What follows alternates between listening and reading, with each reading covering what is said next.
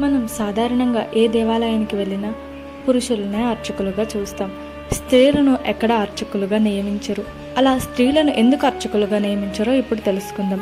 భగవంతుని రూపమైన విగ్రహాలకి మంత్ర యంత్రాలతో ప్రతిష్ఠ జరిగాక అవి అనంతమైన శక్తిని పొందుతాయి. సాక్షాత్తు దేవతాదేవుళ్ళు అంశలు ఆ విగ్రహానికి వస్తాయి. నిత్యం ధూప దీప నైవేద్యాలు ఉంచాలి. శుచి, ఆచారము, శుభ్రతలు చాలా అవసరం. స్త్రీలలో ప్రకృతి సహజంగా దూరంగా ఉండాల్సిన రోజులు కొన్ని ఉంటాయి. ఏ సమయాల్లో అలా జరుగుతుందో వారికి తెలియదు. అలాంటప్పుడు ఆ సమయాల్లో పూజాధికాలు నిర్వహించడం జరిగితే భగవద్ దోషం అవుతుంది. మళ్ళీ అనేక శుద్ధిక్రియలు చేయాలి.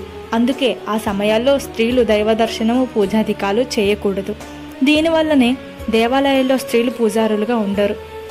గుడిలో సహితం శుభ్రపరిచేందుకు స్త్రీలను నియమించరు. ఒకవేళ నియమించిన వృద్ధ స్త్రీలే ఉంటారు.